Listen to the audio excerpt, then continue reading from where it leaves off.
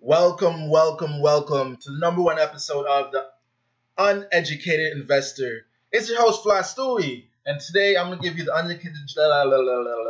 See, it's number one episode. I can't talk, so it's whatever. But today I'm going to give you the uneducated business perspective on the NBA, day trading, pop culture, hip-hop, but more specifically the NBA. We got some stuff we need to talk about because the NBA is going crazy. Specifically the Cavaliers. Now, unless you've been under a rock, this trade has so many layers to it. LeBron James has orchestrated something. I don't know. This guy's the GM president, the CEO of Cleveland, Akron, Ohio. And the Cavaliers have this three-team trade where Cleveland basically traded all their guys. Like, they just shipped them all off a ship, got rid of them all. So today what I want to do is I want to go over this. I want to break down this trade and really tell you guys what went on, why this happened, and what are the implications. And does Cleveland have a chance with this crazy trade? So we're just going to go through this great written article by SB Nation. Shout out to these guys, always doing quality work. And here's a great picture of Tyronn Lue. And we're going to go over this article here. Oh, it's a doozy. Okay, so first, what do the Cavs get rid of? Big one. Isaiah Thomas. He's to the Lakers now. The Cleveland has gotten rid of him. And this is either a positive or a negative depending what camp you're on. The big negative, obviously, is the fact that that Kyrie trade, Boston's the clear winners now. I mean, they basically got rid of Isaiah Thomas and Jay Crowder, right? In return, they got Jordan Clarkson, Larry Nance Jr., basically role players, people who are going to play the role. And they give away Isaiah Thomas and Channing Frye. And for me, this part right here it kind of hurts my soul because Isaiah Thomas, he's repping for all the short people out there, you know? All those people who never got to 6'6", couldn't make a basket, couldn't make the league. He was here to represent for us. And he played terribly for Cleveland. Now, this was a 30-plus player coming in, so he was basically supposed to replace Kyrie on Cleveland. And my big note with this whole trade, or this just unloading him, was it just seems so out of proportion. Like the whole Cleveland situation of them losing these games and all this melodramatic and players taking shots at each other and players only meetings. I'm going to break down why this all really happened. And the truth of the matter is, it all comes down to ego. All right? It all comes down to ego. So the Cavs got rid of Dwayne Wade. They got rid of Derrick Rose.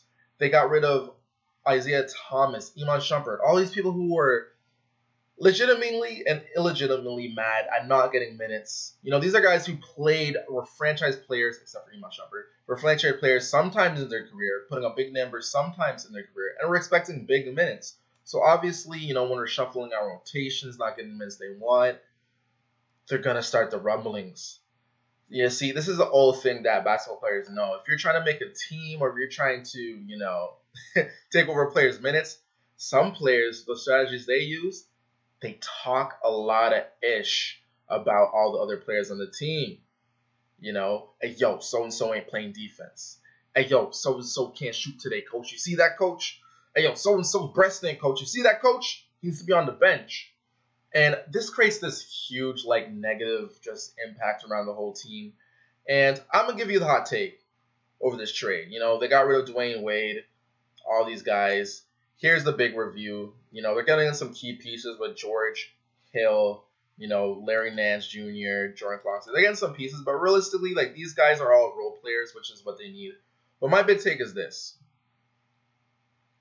The Cavs already have all they need to be a successful championship team. They got LeBron James. And it's so funny how quick we are to forget how excited we were for this team at the start of the year. I saw the Instagrams. Oh, Cleveland's the most stacked team. Oh, they got all these players. Oh, they're going to beat everyone. They got all these players. Rose, Louis Wade? What, Jay Crowder? Oh, no one stopped them. And when Isaiah comes back, oh! And as soon as they get into struggles, Although it was a really bad stretch. I think it was like 19 games. They were just like lost like 14 of 19 or some crazy number. It was a bad stretch, but you got to really read into these things.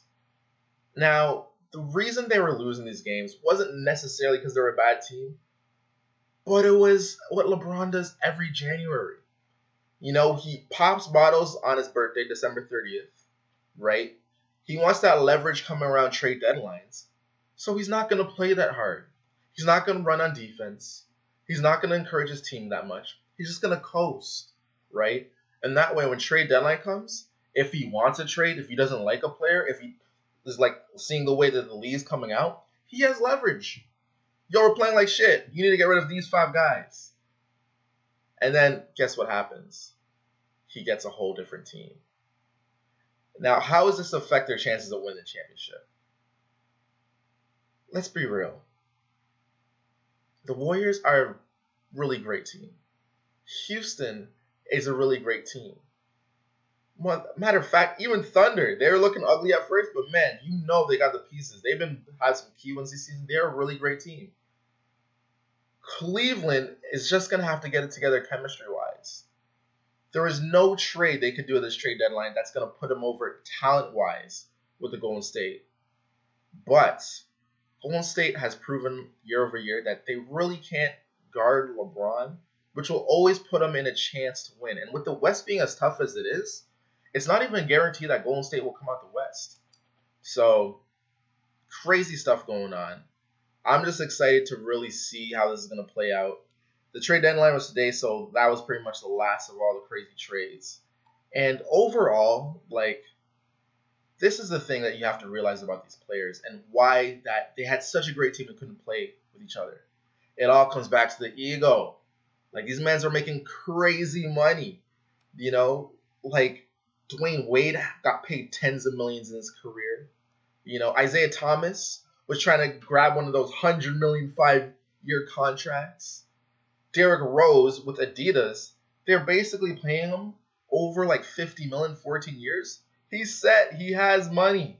You know, so these are millionaires playing basketball. And they've been told their whole lives that they're basically Jesus Christ reincarnated. So when they're playing bad or when something's going bad on the team, they can't see that it's them. They don't want to come off the bench. And they're bad for chemistry. All in all, I think this was a good chemistry move for the team. This is a good story piece for Cleveland and might give them a momentum, especially coming off the crazy game LeBron James had yesterday. I mean, this guy looked like Michael Jordan against the Timberwolves. He had this crazy Christian Laettner-esque shot where like they threw it 90 feet, and in 1 second, LeBron hit a turnaround fadeaway on Timberwolves. Like, he's looking like the best player in the league for another season in a row, and it's going to be very interesting on how he goes into the playoffs. So if I was going to pick an underdog favorites that wasn't the Warriors, it would definitely be Cleveland. They only have to beat really Toronto and Boston in the finals, and they're probably only going to see one of them. While Warriors is basically a Russian roulette between Warriors, Houston, and Thunder. Like, just remember, the Warriors have 4 players, and realistically, if Steph goes down or KD goes down, like, it's a very vulnerable team. And those are 2 very injury-prone players. So I'm excited to see how the rest of the season is going to shape out. And all in all, crazy day. Cleveland's looking better. And I'm just excited for what's going to come. Anyways, that was the first episode. Get at me.